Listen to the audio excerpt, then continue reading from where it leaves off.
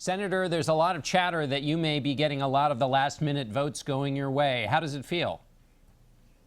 Well, we've always felt great about our campaign here, and we continue to feel that it's growing in our support. We'll see what it leads to on Monday night. I mean, Ted Cruz is clearly the front runner going into the night. He has 10,000 volunteers on the ground. He has spent an exorbitant amount of time here, tremendous amount of time here, and has gotten every endorsement he wanted. So we know it's a tough hill to climb, but we feel very good about our campaign and very positive about what it means going into New Hampshire. We'll be leaving as soon as the caucus is over, and we'll be in New Hampshire early Tuesday morning ready to work. Sounds like you're setting expectations for your opponent there. He's calling you the Republican Obama. What do you think of that?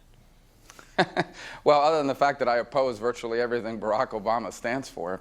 And what's happened here, it's kind of bizarre because, you know, Ted is leading in a lot of the polls. He has a vast organization here and has spent a lot of money. And his campaign has bragged repeatedly about how well they're going to do here. So it's kind of strange that at the last minute they've pivoted all their attacks against me, and disingenuous attacks. You know, they took a video of an interview that I did in 2007 in Florida and clipped it so that my full statement wasn't heard, and it makes it sound like I support cap and trade. And this has already been lampooned and mocked for years because others have tried to do the same thing. So it's kind of a weird and strange last-minute desperation attack.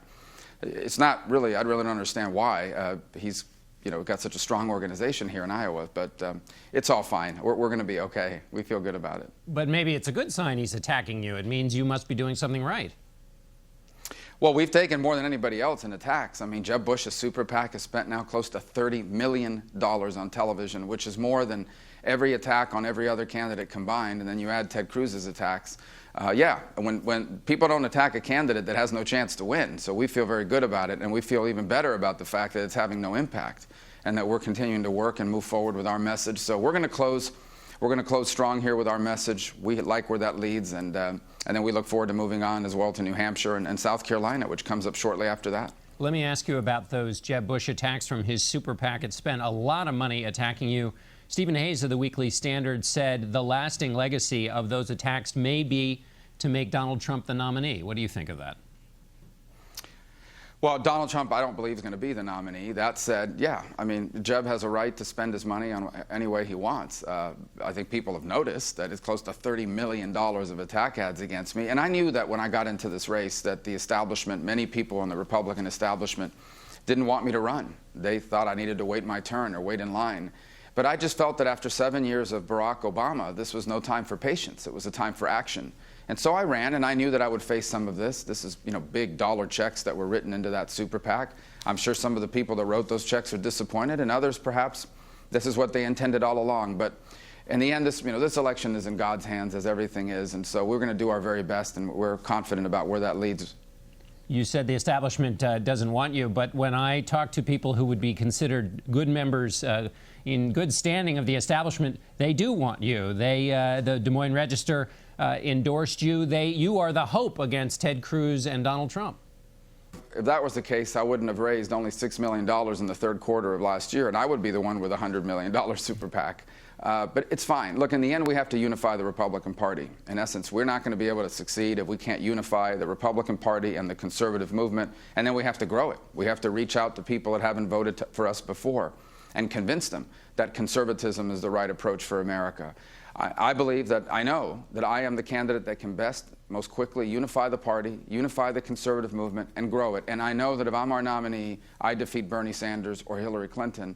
And so that's why I know in the end we'll be successful. We feel very positive about our campaign.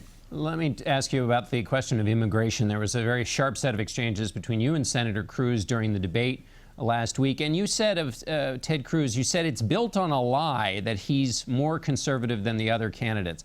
But on the key piece of legislation on immigration, isn't a voter who cares about immigration, don't they just need to know that you voted for it and he voted against it? Well, Ted portrays himself as some sort of purist, and that's not the fact. The fact is Ted helped design George W. Bush's immigration platform when he was working on his campaign, and there's memos that show that. And then as a senator on CBS in a national broadcast, Ted said there had to be a compromise about the people that are here illegally, something he now calls amnesty, but that's what he was for.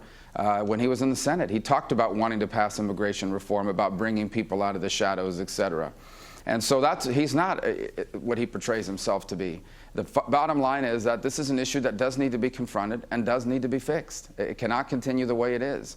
And it will not happen comprehensively. There's no way to pass a comprehensive bill. That's been tried. I saw it, and it doesn't work.